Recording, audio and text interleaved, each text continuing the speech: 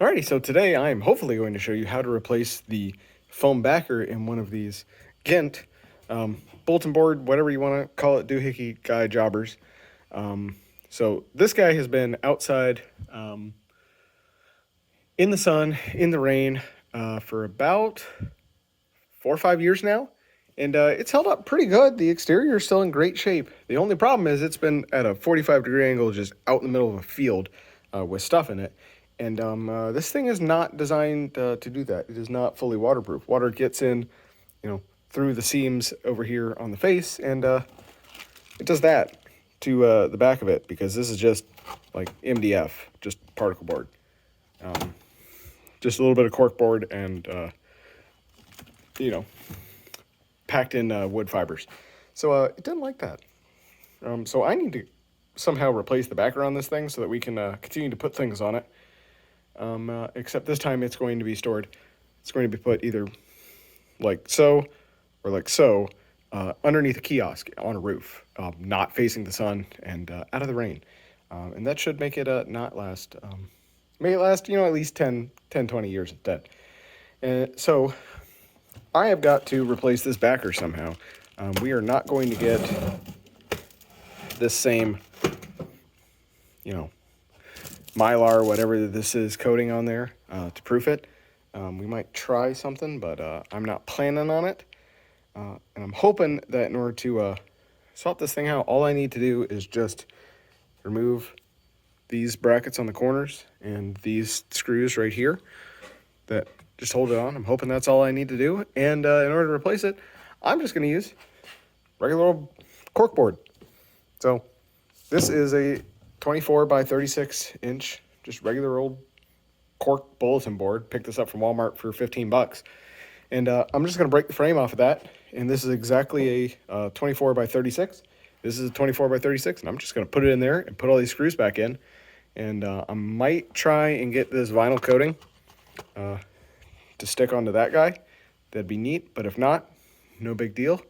And additionally, I'm going to try and put, if I have a large enough piece, a sheet of 3/8 inch plywood behind it, treated plywood. Actually, I don't even know if that's treated, but if it's treated, put that on there just to give it a little bit of extra rigidity. And then that should be good as new. So let me get to it. It should be a pretty straightforward process. Well, I just kind of grilled this thing apart with a screwdriver and hammer, and disappointingly, there is only a wafer-thin layer of cork on there. It's just a sheet of cardboard. I don't know what I expected for $15, but no idea if that's gonna work. We'll give it a shot. It's 100% humidity in there 100% of the time, so what's the worst that could happen? A lot. All right, so we got double scammed on this. Not only is this corkboard only wafer thin, it's also 25 by 23, so it doesn't fit at all. So I'm giving up on this, and we're just going to go buy foam board and then stick that vinyl sheet back on it. Probably actually cheaper to buy a whole sheet of foam board, a whole 4x8, than it is to buy this $15 bulletin board. But anyway, I'm just going to slather the edge of this in some wood glue, and we're just going to hook it up on the wall somewhere in the garage on all this free wall space I don't have. We'll find a spot for it. And we've just kind of Frankensteined it back together with staples for the meantime. But anyway, now on to foam board. All right, so we're on to plan B, and we're making good progress, and we're just about there. So plan B is about this sheet of foam board. I was going to get the cheapest $10 one that they had at Home Depot, but that one was literally just a sheet of styrofoam with like some foil on it. So I sprung for the $20 board, and this is this guy right here. $20. Seems to be a composite foam. It's got a foil backer, white on the other side. And what I am doing right now is I am using this 3M 90 contact adhesive to glue it on. You could probably get away with the cheaper one. This is the industrial grade one. It's like $18 plus tax. Oh, it hurts, but goddamn, the stuff works. Could probably use a cheaper one, but I bought some of the cheaper Loctite stuff, and those cans are garbage. So I just sprung for one of those. You can do something cheaper. I mean, it's just needs to stick to the board, and then when you clamp it down, it's not going anywhere. I like the Gucci spray adhesive, so that's what we're using. And what I have done is I took this, laid it out, put it center, and then I took this as a chunk of a postal digger handle, laid it on here, folded one side over, sprayed both sides, let it sit for the 2 minutes it calls for, then slowly rolled it over. And as I rolled it, I just went like this and just made sure it was applied evenly, and then did some of that, made sure it was flat, and just did about 8 inches on one side, then folded the whole thing over, sprayed the whole rest of it, let it sit for 2 minutes, and then we took this piece of 1 1/4 inch dowel rod and just slid her in where the old adhesive stopped, and I just slowly rolled her like that, from both sides, and just pressed it all the way down, and then came back and just rolled it, with a lot of pressure all the way across, then did some of that again, and then went and hit all the corners and all the edges that I didn't quite get on the first pass. And so that's good. Oh, and I also came across this whole thing and just cleaned it with a soft bristle brush just to get all the dirt off. And it was a lot dirtier than it was before, if you can believe it. And now at this point, you could probably clean it a lot more if you really want to, but I don't care. It's outside. It's just going to have crap on it anyway, so it doesn't really need to be that clean. And if you don't have one of these vinyl backers, you could pick up get like an old vinyl banner or something and cut it up. Or you can prime and paint this stuff, I assume. Just put a coat of white primer and then just put a coat of white latex paint on it. Something that's an exterior rated one that'll hold up to UV and whatnot.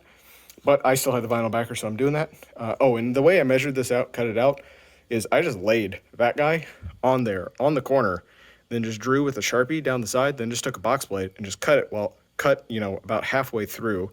Well, I still had the bulletin board sitting on it, then pulled it off and then finished the cut with the box blade, and it just popped right out. So I'm probably going to be fat about a 1/16 of an inch on one side. But I'm hoping now at this point, I can just take this guy, pull all my screws back out, and I should hopefully just be able, lining up these screw holes is going to be a little bit annoying. When they originally assembled this, they used self-tapping metal screws, so they just drilled the screws straight in. They didn't have to line anything up. We don't have that luxury now, so I think what I'm going to be able to do is use 1/8 inch pop rivets as a centering device. And if not that, we'll just wing it. But I should, these are 3/16, but bear with me for a second. So with the screw holes, I should be able to just drop this guy into the screw hole like that so that this is sticking right up. Then I can lay the foam board in it and then press it down, and then that'll punch screw holes in the backer all the way around. And then I guess I can't turn it. I guess I have to go through the front. But press the thing down on there. This will poke screw holes all the way around, and or at least put divots in it. Then I can pull the thing out, find the divots, run holes all the way through with a drill if I want to be safe. And that should have all my holes lined up so I don't have to re-drill holes. Or you could just re-drill holes in the aluminum. Each their own. I'm going to try this first. Ain't rocket surgery. They're self-tapping screws, so they'll just run their way in there however you do it. So that is my plan. So I'm going to disassemble all the junk out of here again, put them pop rivets in it, lay this thing down on there, and hopefully I can mark everything out. Line her up and get her ready to go. And that should hopefully be pretty much it. Okay, so here's what I meant with the pop rivets. So these are 1/8 inch diameter. They're really short pop rivets. And I just stuck them right here in the self-tapper holes, and they fit perfectly like a glove. And, well, ignore that one, but most of them are pretty tight in there. So I should just be able to lay this thing down on here, face, and which is the nasty side? That's the nasty side. I'm going to put the nasty side towards the seam, like so. And I should just be able to line the sucker up here exactly how I want it. The only trouble with this is that these rivets are a little tall for what I'm trying to do here. So my ligament is not going to be ideal, but I can probably get around it. But that's basically the plan, is just lay it like that, and then you just come in here with your gorilla fist and slam on it. Don't do that. Just slowly press down on each one to make sure it clears the vinyl, and then go around and just slowly work it down on there. And that'll give you detents, and then you should just be able to flip the thing over and push it off, and the rivets come with it. And then you have your holes pre-marked, and you just run your self-tappers in, and that should be the end of it. So we're going to see if I can do that. The only trouble with that is these self-tappers will run in there and just absolutely obliterate this. Because there was originally fiberboard on here, which holds up, but this is just foam. So when you run these guys in here, don't, just grill on an impact gun like that. Probably do them by hand. I think that's what I'm going to do. And when they just come flush, leave them. Just, put a little bit of pressure on there and just make sure it's flat. If it's flat, leave them. Don't need to torque these things. It's just foam board. Don't go crazy on it. So that's what I'm going to do. Can you tell I bought beer the day after payday? All right, well, there she is with all the screws in.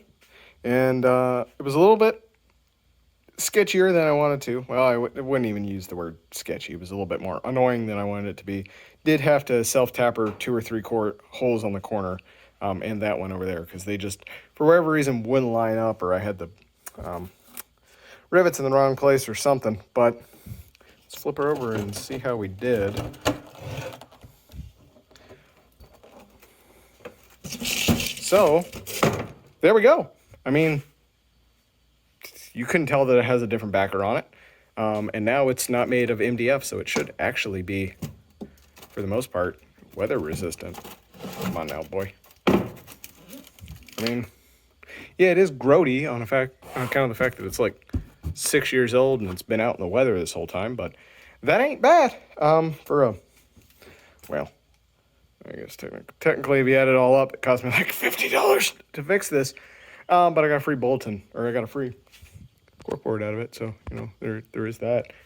I mean, it wasn't free. I had to pay for it. But for $20, and as long as you have some contact adhesive lying around, or theoretically, you could make do without the contact adhesive if you really wanted to.